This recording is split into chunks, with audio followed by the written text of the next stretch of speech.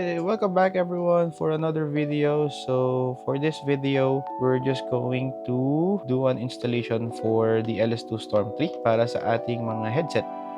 So our intercom is the EJS Q8, budget-friendly option tayo. Kasi tipid tips lang. JS Q8, medyo pawala na nga yung logo dito eh. Ano naman, shoutout naman dyan. Baka naman EJS. Anyway, this is my wife's old helmet, the Evo 1. And this is her new one. Bagong helmet and tutorial. I will teach you guys how to install the headset intercom.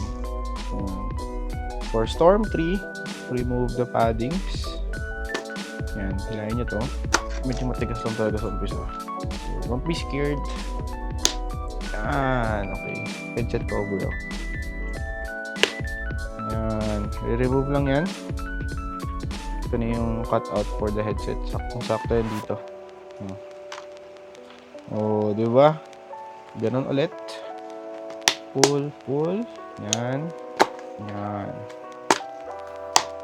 Natanggal ko yung talaga yung padding sa loob para mapag-wire ako na maayos. Tanggal ko yan.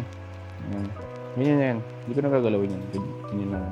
Para madikit yung sa headset.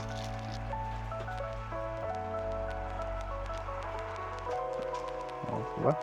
Basta importante ay sok-sok siya sa loob. Tapos, yan. Diba? Okay. Yan.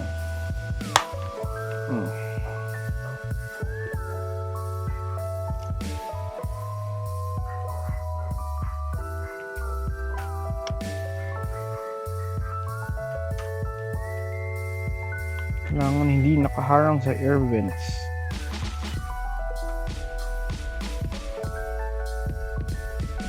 Kita niyo yung white stone dito line there.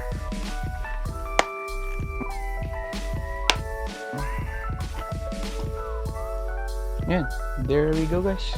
So that's how you install the headset for the LS2 Storm 3.